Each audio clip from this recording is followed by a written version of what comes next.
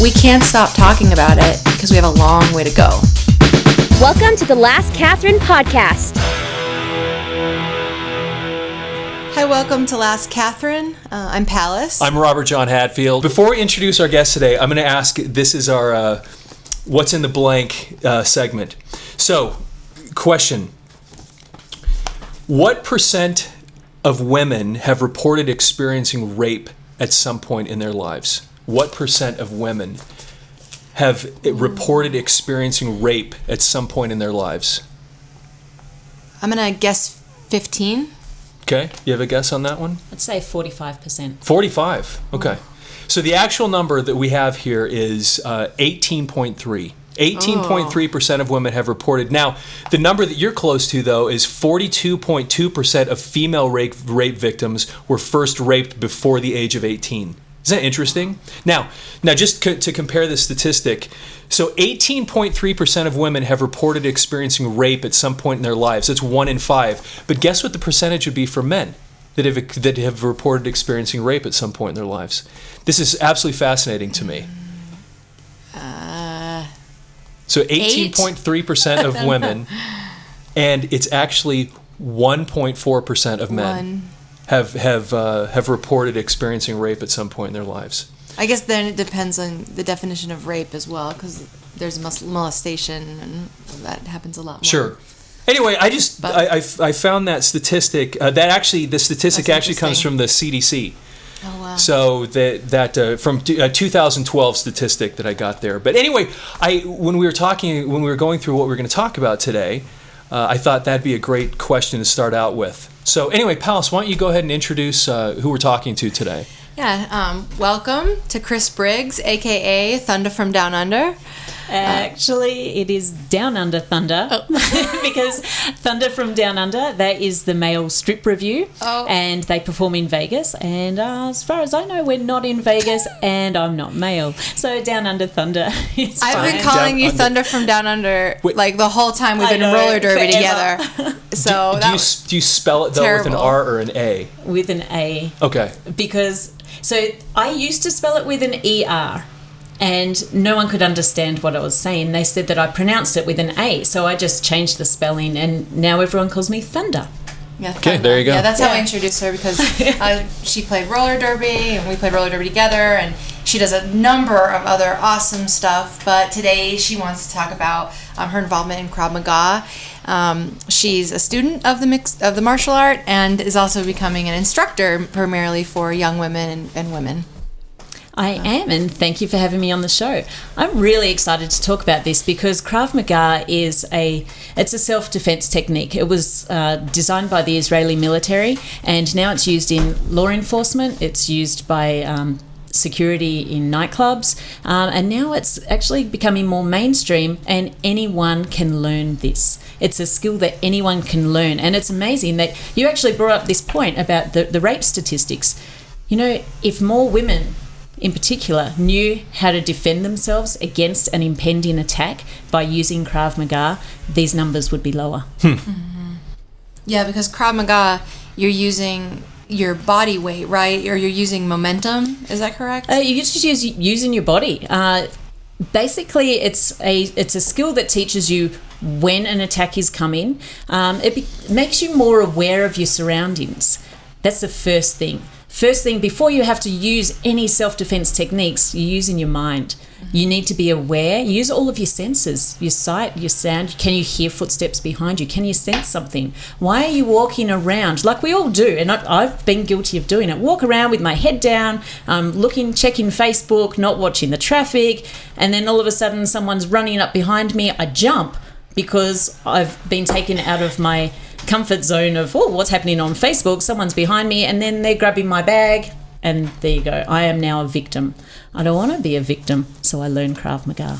Yeah. So what's it like in the Krav Maga? Because you said it was an Israeli martial arts, so I would assume the Israeli military is mostly men, if not all. So what's it like being a woman learning this, and probably learning from male instructors, and Yeah. Not very many women know it, right? Not very many women know it. There are a couple in Colorado that are instructors, which is wonderful. My mentor is the owner of the school that I teach at. Can I say the name of it? Yeah, please, yeah. Evolve Martial Arts, and they're down on Colorado Boulevard, Colorado and I-25. So my instructor is actually training with the Israeli military this weekend. Wow. Actually, he spent the last week and a bit there, and he's coming back next week. He's in a secret location, but he's coming back next week to pass on his knowledge, not only to his instructor development program, which I'm part of, but also to the students in the school. And it's really, really exciting. That's really cool. Yeah, it's intense. I mean, we have every 3 months we get tested on our skills and our knowledge. So we have mock scenarios where someone comes up behind us and attacks us, and we need to show how we get out of a dangerous situation. So he's going to come back and show us a whole heap of stuff which we can use to defend ourselves on the street. Have you ever had to utilize your knowledge in this? Fortunately, no, I haven't. But the reason why I've decided to become an instructor is because, well, I've got 3 teenagers. One of them, my youngest, is 13 years old. She's a 13-year-old girl, and she sometimes finds herself walking home from school.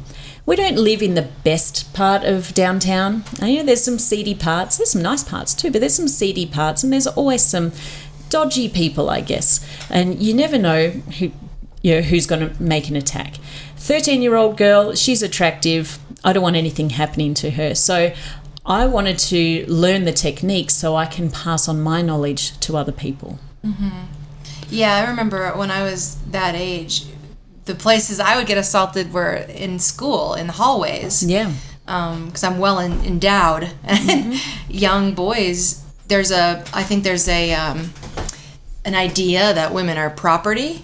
Just general. Exactly. And so young boys would just grab, But if I do something like, and more than you'd realize, or at concerts, which I had the opportunity to punch one of those guys once. That was really satisfying. Really?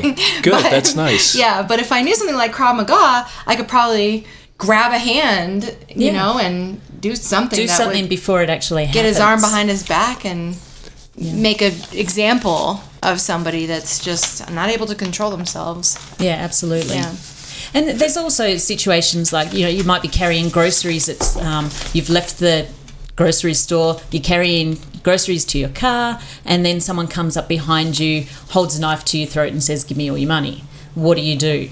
And we teach you how to get out of those situations. It could be a knife, it could be a gun, it could be a bottle, it could just be their bare hands. They could just put you in a headlock, or they could have you in a choke.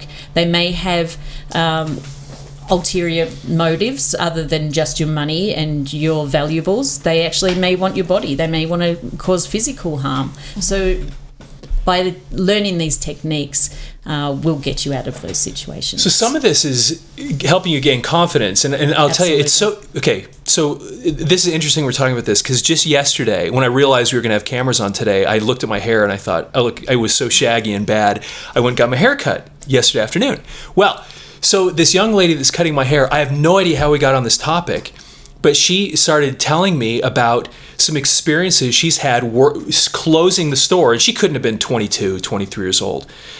Very attractive young woman, and she's closing a store, like a Supercuts or Great Clip, whatever it was, by herself at night. And she told me, and as a matter of fact, I told her, I said, you need to come on this show and talk to us about some of these experiences, because she was just talking about how one night she was getting ready to close, and there was just a guy standing outside the doors that was just throughout the, like, an hour before they closed, he'd just come and he'd stare at her through the glass. And he'd leave and he'd come back and stare, and she was just frightened, and she said that she had to just wait in the back of the store just until she was certain that he was gone before she could leave. And I would think that, although you don't want to walk into those situations, just having the confidence of knowing that you could handle, that you could take care of it. Because even when she left, who knows where the guy could have been and what he was after. And she told me a few different experiences that she'd had.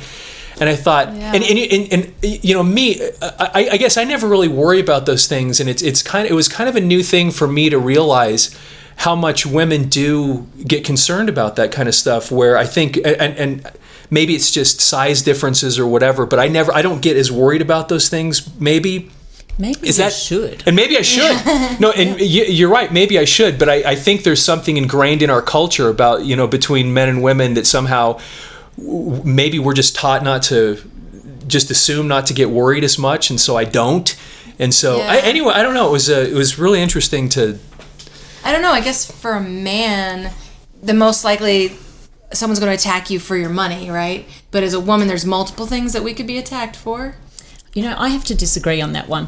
I have, in addition to my 13-year-old daughter, I have a 15 and a 17-year-old son. And I treat them the same as I do my daughter. I say, you're walking out, you need to be aware of your surroundings. And my middle child, my 15-year-old, he got a black belt in MMA, so he's aware. My 17-year-old, he's big and he's lanky, but he wouldn't know how to defend himself. So I'm teaching him those skills too. Mm-hmm. But being aware, you really need to know, because I know of boys from middle school that have been attempted abductions from leaving school or walking down the alley, attempted assaults. And they think, well, I'm an 8th grader, nothing's going to happen to me. I'm an 8th grader boy, nothing's going to happen to me. And I think it's really important that we instill the same things that we instill in our girls, we need to instill in our boys as well. Mm-hmm. They need to have that fear factor as well as the girls, or the confidence factor. Yeah, I like the idea of the confidence factor more. More than the fear, absolutely. Yeah, because then the woman who cut your hair can walk outside and be like, he's got nothing on me.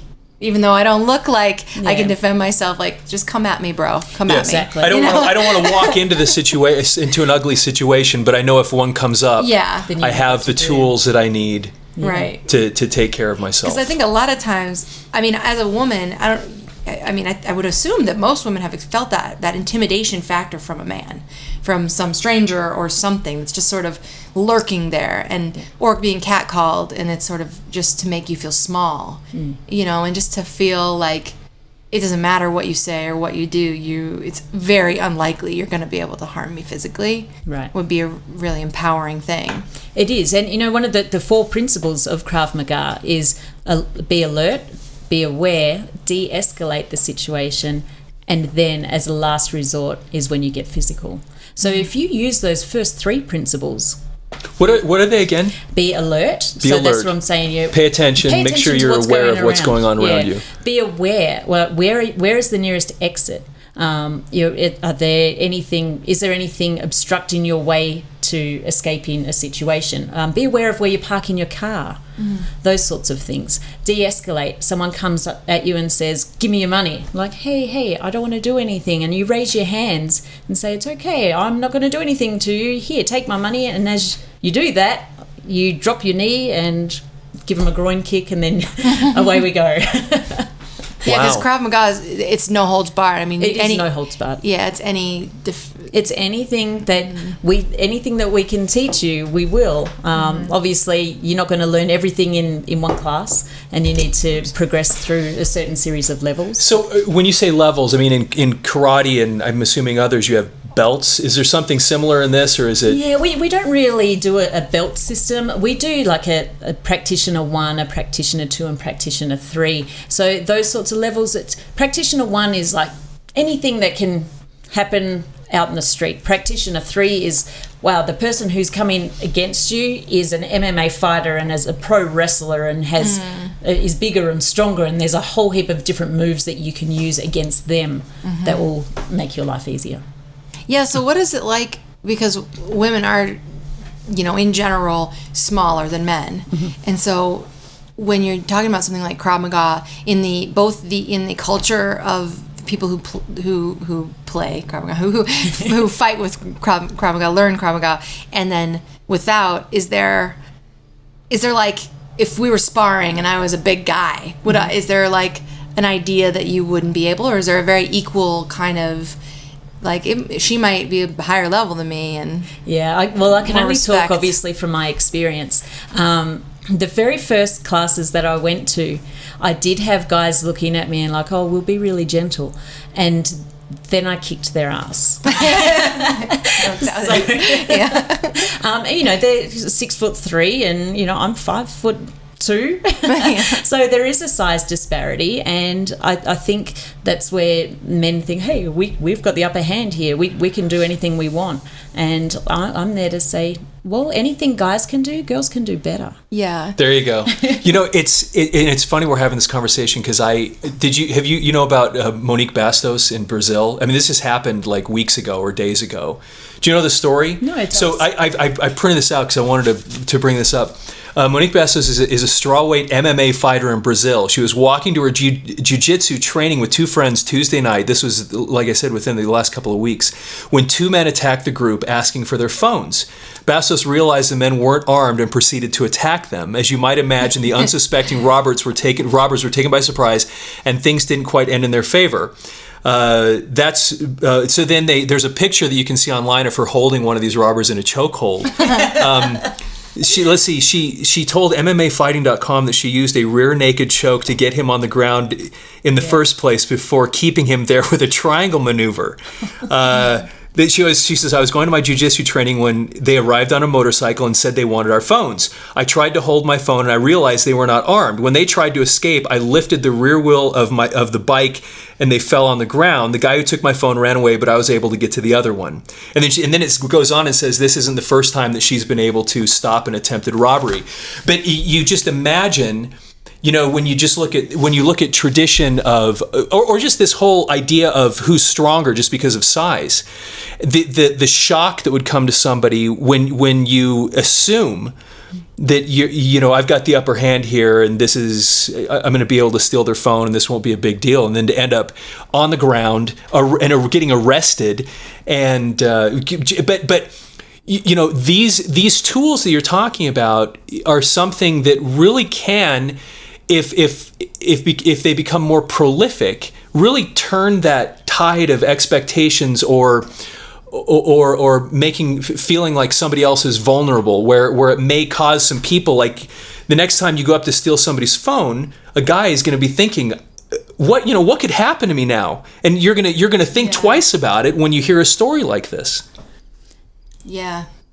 I mean, more people can protect themselves, period, right? So hopefully the culture of robbers or the culture of criminals would become more fearful in general. Yeah, right. It would minimize the incidences. You'd like to see the tools like you're talking about become more prolific, so that, because that, you can pass every law you want to about you're not allowed to do this, but people that are going to break laws are going to break laws. Yeah. It's when you empower people so that people start questioning, boy, is it really worth doing this because of what might happen? There might be a pit bull behind the door. If you know that one's there, you're likely to go to the next house. Exactly. And if this type of thing can become more commonplace among women, that alone could like you said at the beginning, stave off some of those numbers. Yeah, absolutely. And unfortunately, though, I don't think the bad guys are going to be reading these sorts of articles. So they're not going to go, oh well, someone got put in a rear naked choke, so maybe I won't take their phone. Unfortunately, the main assailants are usually drug users, and they're high on meth or all sorts of. Not a lot of logic. Yeah. So, they probably wouldn't have access to a computer or even newspaper or a TV to hear about these articles. But on the other side, the people who do read these are going, hey, I can be that badass. I can stop something like that happening to me. And that's the target audience that I want to reach. I want to reach those women who say, I'm alone at night. I'm a single person and I'm walking down Colfax. What do I do if someone approaches me? Yeah, and so a question then would be, because I have two things pop into my head when I read something like that, if I didn't know you, would be like, I want to learn that. Oh, it's going to take freaking forever to learn. So if I wanted to just learn how to basically defend myself from, a bad guy on the street, how long would it take me? Well, I'm glad that you asked. I actually, I'm running a women's self-defense program in January. There'll be 12-week programs. Come once a week. You can come twice a week if you want to get advanced quicker.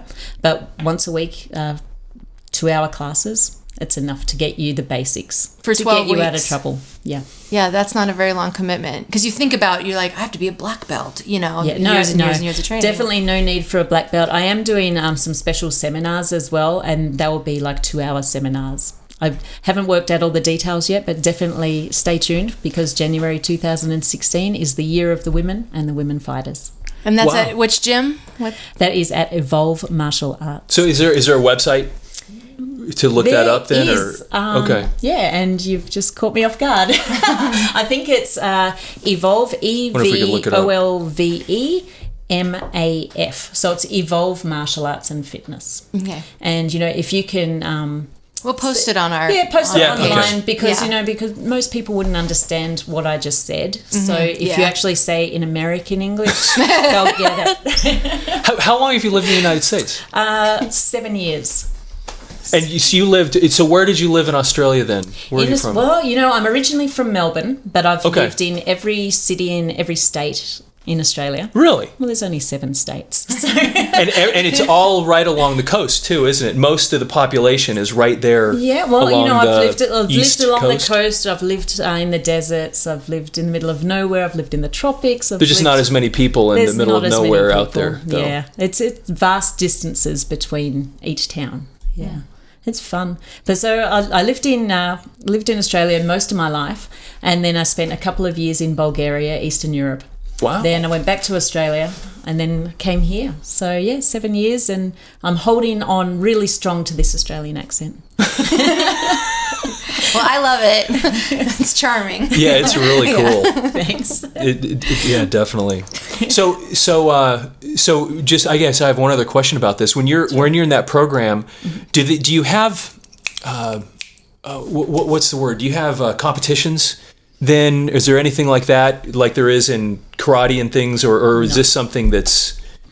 We as far as I know. Well, I know our studio does not have competitions. As far as I know, Krav Maga in general doesn't have competitions. What they do is just testing, just Okay. to make sure that people are using the knowledge that they have and that they understand what they've learned. And then how if somebody gets in that position where they really need to use this skill, what kind of things can you do? Because, okay, like, for example, being a professional musician, rehearsal was one thing, but then you put me up in front of 300 people or 1,000 people once or twice, and all of a sudden You freeze. it's different. Well, it's just different. Right. The whole experience, and you can practice, but boy, it's a different moment when that moment arrives, and you're like, oh my gosh, this is the real thing, and there's really people listening. And I thought that as well when I first began. I was like, well, this is great. Everyone's being nice, and they're punching gently and striking me very carefully, and they're imitating a groin kick. But then we have actual stress situations within the classes. Okay. So we build them up. We first give you the basics, and then we add a step, and then we add another step, and then we add stress, and then we add a bit more stress. Wow. And the only way to get good at something is to practice. The only way to get better at something is to practice even more. And that's what we teach everyone. Just keep coming, keep coming, keep coming.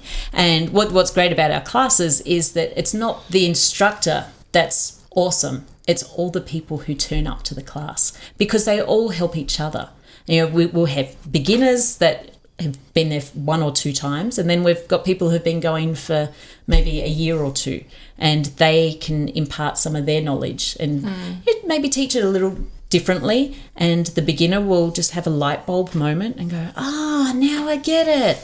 And then we go a little bit harder, a little bit faster, and once you apply those stressful situations, it's like a real life situation. Gotcha. So That's good. if something does happen in real life, they'll go, this has happened to me before, turn, kick, whatever they need to do. And like you said, the practice is critical, because even once again, getting back to performing, it becomes muscle memory. That's what a friend of mine used to call it. He says, you get to a point where, I remember when I was learning how to sing "The End of the World as We Know It" by REM.